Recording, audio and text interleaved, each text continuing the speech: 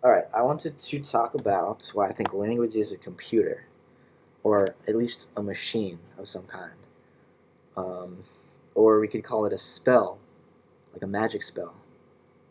Um, the human body has nothing, I mean, it has a lot to do, excuse me, with our culture, but the body, what we experience of our culture are feelings and emotions and contexts and, you know, general ambiguities that we can sort of feel our way around blindly, but that we have no clear knowledge of.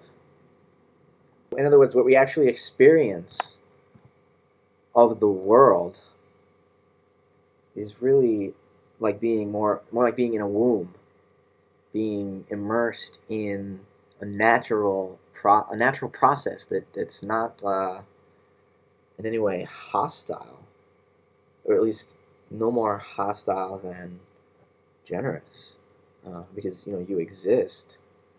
You could just be some inert causal process, and you can certainly think of yourself as an inert causal process, which is thinking of yourself in terms of words, because language, when we learn to speak, it's like we're learning to implant these memes or these mnemonic memory cues, these echo amplifiers that sort of virtually implant themselves into our neural structure somehow. And when we speak, we are not necessarily being manipulated by this external causal force called language or mind, but we're definitely in symbiosis with something new. The mind is a very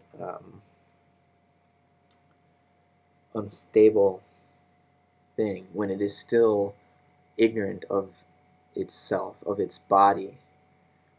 The mind can get easily distracted, because there's so many different ways to describe our experience with words. So there's so many different realities that language can build.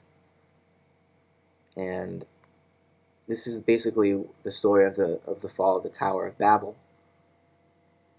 Human beings tried to have knowledge of the world and to build a tower to heaven. In other words, they wanted to eat from the tree of life.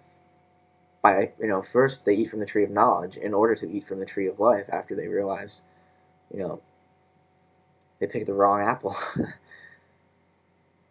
They picked the apple of incarnation, of involution, of like forgetfulness, of delusion and hallucination, but at the same time of a great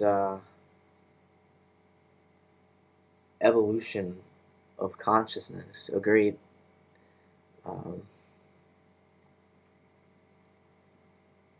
a great show that seems so real, and real in the sense that we all really do feel like we are the roles we're playing. We are the individuals that are responsible for all of our actions, and that somehow think of the words we're going to say before we say them. Like that's not always true though, is it?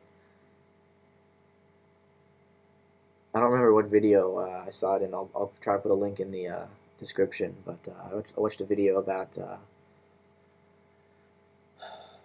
some Eastern religious text or a poem derivative from a Hindu religious text, I think, and it said that the face is the limb of God. The limb of God. That's what makes humans God.